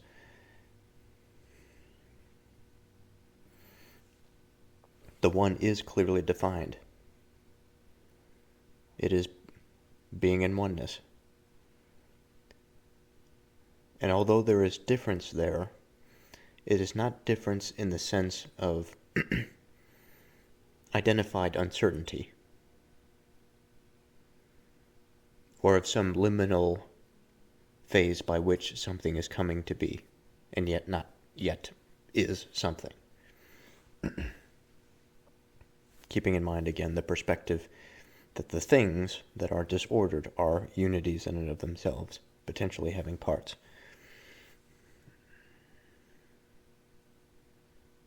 Likely having parts.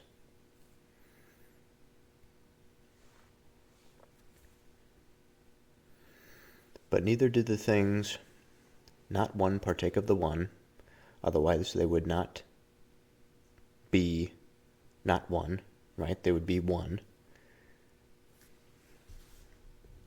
but somehow one. So the things not one could not be a number either. Now this is a more challenging statement.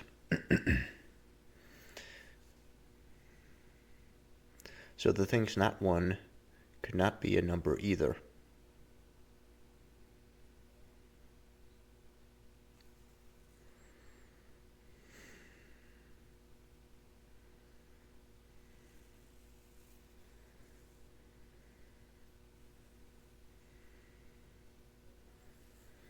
Now if it is the case, something is without possessing the ground of oneness and being, then there's a farther ground.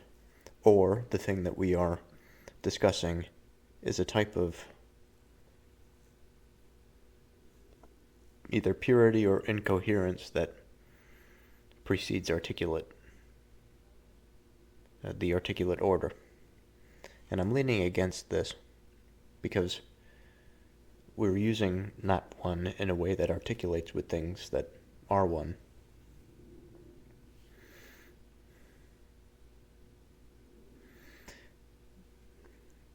But we can say of the thing not one, again, as that liminal experience rather than the things that make up the randomness. We could say that doesn't have any number. Hard to say because that thing itself is one, but its oneness is clouded in uncertainty and chaos.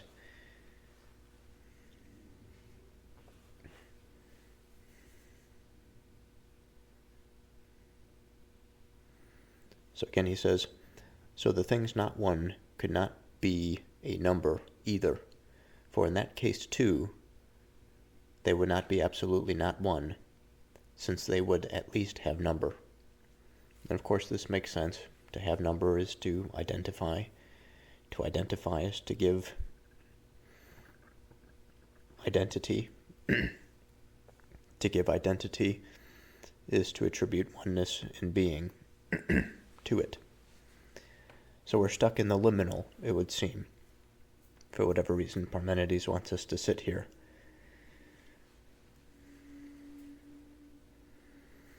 But even just sitting in the liminal, I struggle because it seems there's an aspect of dishonesty. The one and being exist here. So let's go through it again. Not one.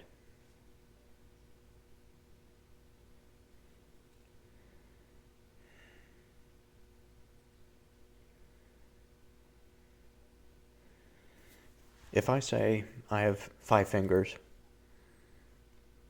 I can say that together they are not one finger. But each of them is one.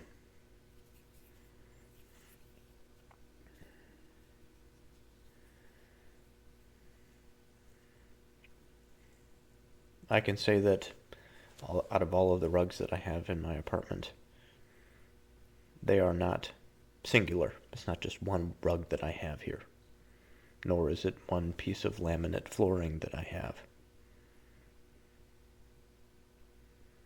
But it's in reference to the whole that I say it is not one. And so in absence of a strong unifying one at a higher level, then we find ourselves in this liminal space. So perhaps the reason we have to sit here is to reflect on, as we have done before, the nature of these levels. That there is a lower and higher to this sort of thing. And if we are too low, we will be able to see the individual, the things, let's say,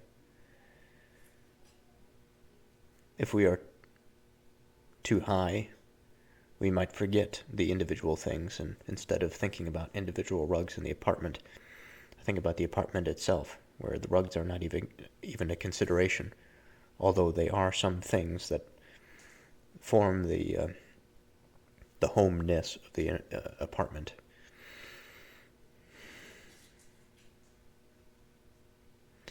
But if we're in the in-between, we don't really recognize the inferior or the superior. We're stuck in this not one territory. And we don't have to stop where we stopped in this example. I think we can go farther, higher or lower.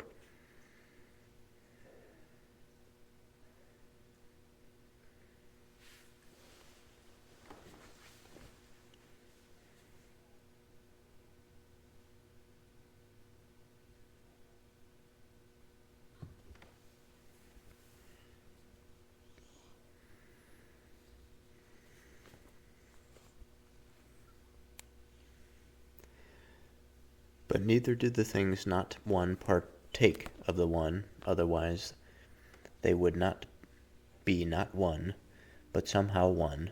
So the things not one could not be a number either, for in that case too they would not be absolutely not one, since they would at least have number. And again, are the things not one parts of one? So this question, are the things not one parts of the one? He didn't say part of one. He just said part of the one.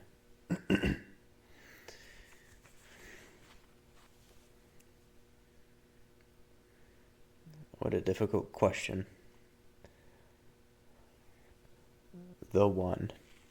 It's in some. I've been taking some articles of faith, I think, in terms of describing the one.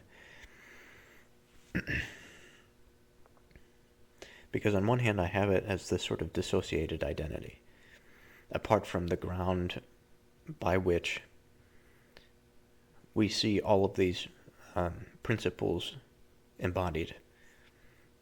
And again, I say principles, I mean primarily being in oneness. And we say the one because it is the connection, the proximal identity by which coherence is established. Again, the bridge between being in oneness is the coherence of identity. It is the one. And it is by this coherence that we have things, that we have articulation, that we have the potential for difference without reduction into nothingness. And by nothingness, I don't mean no thing, I mean absence.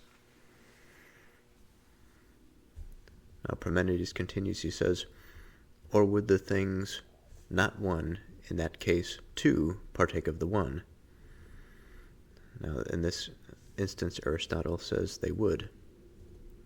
So let's pause for a moment. Or would the things not one, in that case, too, partake of the one? Now, if Aristotle is to say this, that means he's expanding the vertical to include the lower level and the higher level. So if it is in every way one, and they are in every way not one, the one would be neither a part of the things not one, nor a whole with them as parts.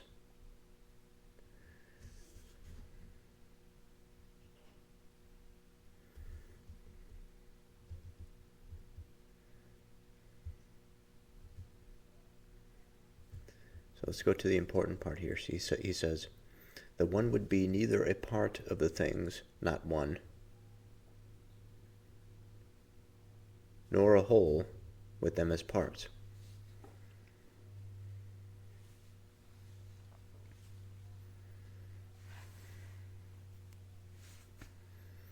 So this is kind of getting to the point of participation of the one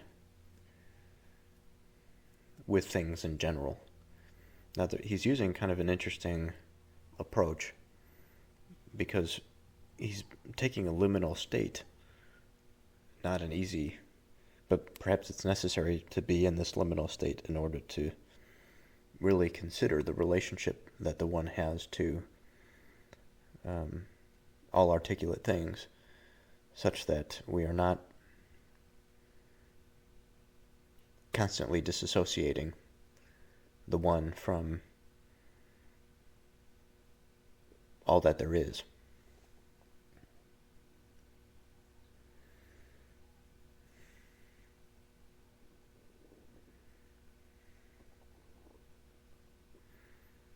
Or would the things not one, in that case two, partake of the one? They would. So if it is in every way one, and they are in every way not one, so again, we're talking about two different contexts, two different verticals, I think, here. So they are in every way not one by certain constraints. The one. So if it is in every way one,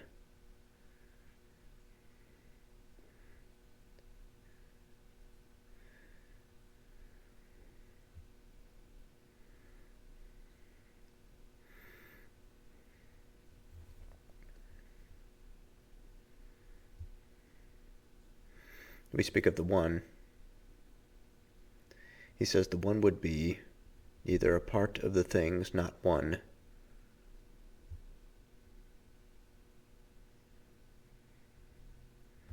would be neither a part of the things not one.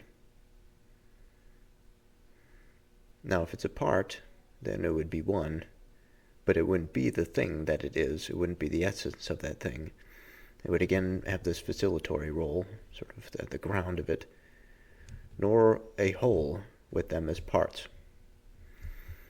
Now, of course, disorganization and chaos doesn't necessarily define being or oneness, but it doesn't mean that it's not related. And so the question is, perhaps building off of this bridge of coherence that I mentioned earlier, where does this identity, the one, live? Perhaps we can ask the question. We already have this idea in mind of the groundedness of oneness and being as something that is a precondition, but still articulate.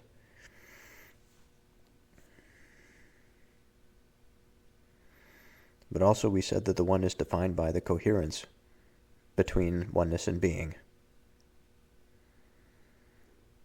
And given that we can have some marginal identity, and I say marginal identity in the sense that we are outlining, let's say like a gaseous cloud. The cloud in and of itself has margins. There is some identity to it. But that which is in it is sort of random and incoherent. It's not stable.